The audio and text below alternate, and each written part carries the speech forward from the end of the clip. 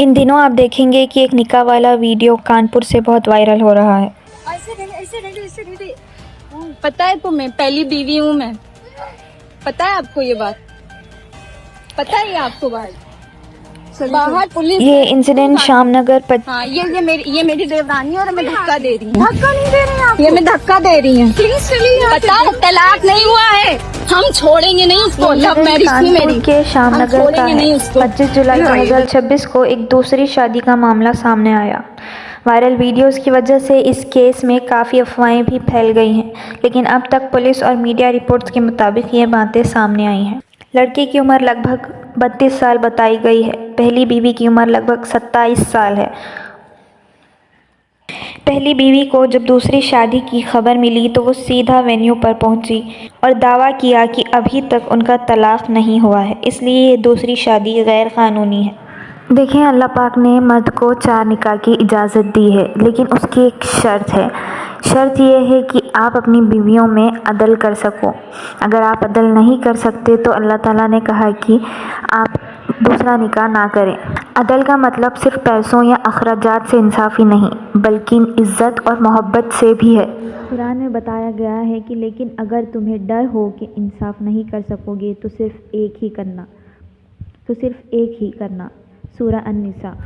دیکھیں، اسلام ہمیں یہ نہیں بتاتا کہ اگر آپ نے پہلی بیوی کی اجازت نہ لی ہو یا اگر آپ کی پہلی بیوی نے اجازت نہ دی ہو تو آپ کا دوسرا نکاح نہیں ہو سکتا، بلکہ شرط یہاں پر عدل اور انصاف کی ہے۔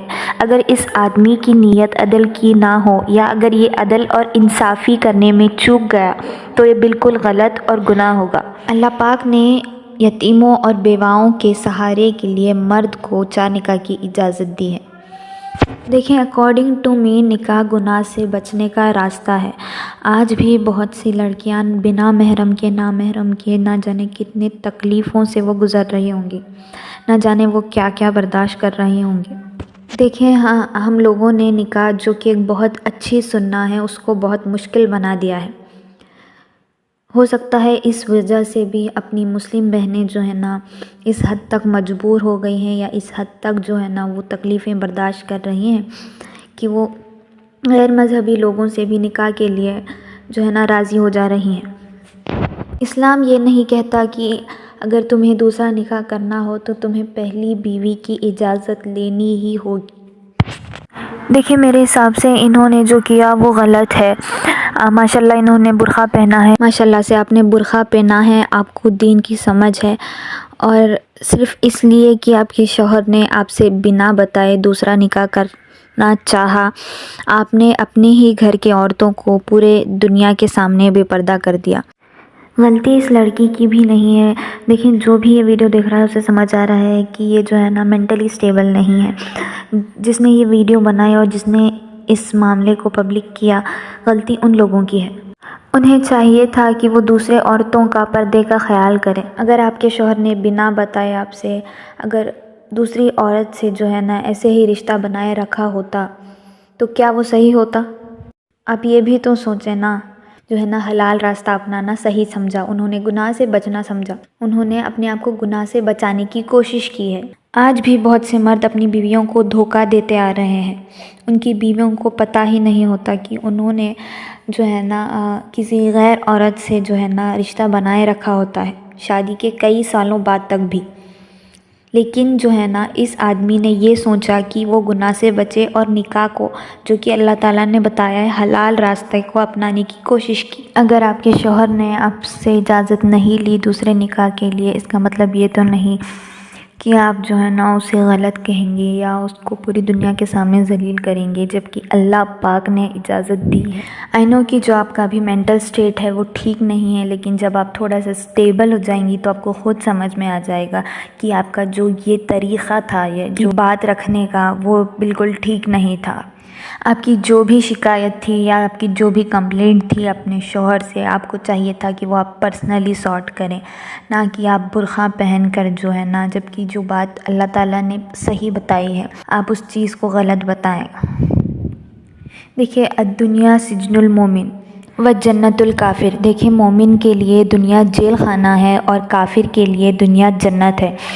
تو تو آپ کو چاہیے ہم اللہ تعالیٰ پر ہمارا توکل مضبوط ہونا چاہیے، اور اگر اللہ تعالیٰ ہمیں کسی چیز سے آزماتے ہیں تو ہمیں چاہیے، کوشش کرنا چاہیے کہ ہم اس آزمائش میں کامیاب ہو جائیں۔ دیکھیے میں یہ نہیں کہنا چاہتی کہ ہر لڑکی کو جو ہے نا صبر کرنا ہی ہوگا، جو کمپرومائز کرنا ہی ہوگا۔ I mean to say اس کہ اگر کسی بھی لڑکی کی زندگی میں ایسی سچویشن آتی ہے کہ اگر اس کا شوہر دوسرا نکاح کرنا چاہے تو آپ ایٹ لیسٹ اسے اس طرح سے ذلیل نہ کریں، اسے غلط نہ ٹھہرائیں۔ کیا پتہ آپ کے اس صبر سے اللہ پاک خوش ہو جائیں، کیا پتہ اللہ پاک آپ سے راضی ہو جائیں۔ تو ہر مومن کو چاہیے کہ ہر سچویشن میں، ہر آزمائش میں ہمیں اللہ تعالیٰ کی رضا کو اوپر رکھنا ہے۔ آج بھی کئی مرد اپنی بیوی کو جو ہے نا دھوکہ دیتے آ رہے ہیں، دھوکے میں رکھ کر جو ہے نا اپنی بیوی سے کئی سالوں کی شادی کے بعد بھی وہ غیر لڑکی سے، غیر عورت سے جو ہے نا تعلق بنائے رکھتے ہیں اور اپنی بیوی کو معلوم بھی نہیں ہونے دیتے۔ تو یہ چیز ہے کہ اس آدمی نے نکاح کے بارے میں سوچا تھا، حلال راستہ اپنانا سوچا تھا اور گناہ سے بچنے کی کوشش کی تھی۔ آپ اس کو اس طرح فیل نہ کروائیں کہ اس نے گناہ کیا ہے، اس نے کوئی گناہ نہیں کیا۔ دیکھیں ہمارے معاشرے نے اپنا مائنڈ سیٹ کچھ اس طرح بنا لیا ہے کہ وہ لوگ نکاح کو ہی غلط سمجھنے لگے ہیں۔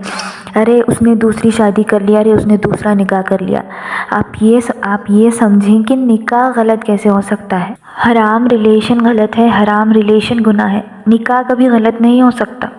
بنا پوری معلومات حاصل کیے کہ وہ نکاح کس لیے ہوا، کیا نکاح کے فرائض پورے ہو رہے ہیں، کسی بھی نکاح کو، چاہے وہ دوسرا نکاح ہو، تیسرا نکاح ہو یا پھر چوتھا نکاح ہو، نکاح کو غلط کہنا بالکل صحیح نہیں ہے۔ جو اللہ تعالیٰ نے چیز صحیح بتائی ہے ایٹ لیسٹ ہم اس چیز کو سمجھنے کی کوشش کریں۔ دیکھیں طلاق کو اللہ تعالیٰ نے بالکل ناپسند کیا ہے۔ طلاق ہو جائے یا طلاق کی بات چل رہی ہو، طلاق تک بات پہنچ جائے، اگر تمہیں لگتا ہے کہ تم سے گناہ ہونے والا ہو، اگر آپ سے گناہ ہو سکتا ہے تو بہتر ہوگا کہ آپ نکاح کر لو، رائٹ؟ ہمیں آخر میں یہ سوچ رکھنی ہے کہ اللہ تعالیٰ ہم سے ہر حال میں راضی ہو جائے، بس اللہ تعالیٰ کی رضا کے لیے اس دنیا میں اپنی زندگی گزارنی ہے۔ نکاح کے بارے میں نہ سوچ کر اس لڑکی سے تعلق بنائے رکھا ہوتا تو تب آپ اسے غلط کہہ سکتی تھی، تب آپ کہہ سکتی تھی کہ تم گناہ کر رہے ہو، لیکن اس نے حلال راستہ اپنانے کی کوشش کی، اس نے سوچا کہ میں حلال راستہ اپناؤں گا۔ اور اگر اس نے آپ کی اجازت نہیں لی، اس کا مطلب یہ تو نہیں کہ آپ اسے اس طرح سے ذلیل کر دیں گی پوری دنیا کے سامنے اور اسے غلط ٹھہرائیں گی، غلط ثابت کریں گی۔ دیکھیں جب کبھی بھی کوئی مومن پر آزمائش آئے یا وہ کسی مصیبت میں ہو تو اسے چاہیے کہ وہ اللہ تعالیٰ پر اپنا پورا توکل رکھے اور صبر کرنے کی کوشش کرے، اور ہمیں یہ یاد رکھنا چاہیے کہ ہر آزمائش کے بعد اللہ پاک ہم سے راضی ہو جائیں۔ ہمیں کوشش کرنی چاہیے کہ ہم ہمیشہ جو ہے نا اپنی پریورٹی لسٹ میں اللہ تعالیٰ کی رضامندی کو ٹاپ پر رکھیں، اللہ تعالیٰ کی رضامندی کو جو ہے نا پریورٹی دیں۔ ہر سچویشن میں، ہر مصیبت میں، ہر آزمائش میں ہمیں یہ یاد رکھنا ہوگا کہ ہم اللہ تعالیٰ کی رضا کے لیے یہ کر رہے ہیں۔ اگر آپ اللہ تعالیٰ کی رضا کے لیے صبر کریں گے تو آپ کے لیے بے شک وہ تھوڑا سا آسان ہو جائے گا۔ دیکھیں جب ہم دین کی چھوٹی چھوٹی باتوں کو اگنور کرتے ہیں یا پھر ہم اسے اپنی مرضی سے بنا دیتے ہیں، جیسے کہ یہ 4 نکاح والی بات کہ اللہ تعالیٰ نے اجازت دی ہے، لیکن ہم لوگوں نے یہ مائنڈ سیٹ بنا لیا ہے کہ دوسرا نکاح یا تیسرا یا چوتھا نکاح غلط ہے، جبکہ ایسا نہیں ہے۔ 2 ویڈیو کلپس کو دیکھ کر ہم کسی بھی نکاح کو صحیح یا غلط نہیں بتا سکتے۔ اٹس مائی ریکویسٹ کہ اگر آپ کوئی بھی چیز سوشل میڈیا پر دیکھتے ہیں تو اس ویڈیو کی بیسس پر آپ ججمنٹ پر نہ پہنچیں۔ ہم کسی بھی چیز کو سوشل میڈیا پر دیکھ کر سیدھا ججمنٹ پر پہنچ جاتے ہیں، جبکہ ہمیں بہت سی چیزیں نہیں پتہ ہوتی ہیں۔ جب تک وہ بات آپ کو قرآن یا صحیح احادیث میں نہ ملے، اور اگر آپ کسی بھی چیز کو سوشل میڈیا پر دیکھتے ہیں تو پلیز آپ کسی کو بھی جج نہ کریں، کیا پتہ آپ کسی صحیح انسان کو غلط سمجھ رہے ہوں اور غلط انسان کو صحیح۔ اگر میری کوئی بات کسی کو بری لگی ہو تو میں دل سے معافی چاہتی ہوں، اور ہمیشہ یہ بات یاد رکھیں کہ اللہ تعالیٰ کی رضامندی ہی ہماری سب سے پہلی پریورٹی ہو۔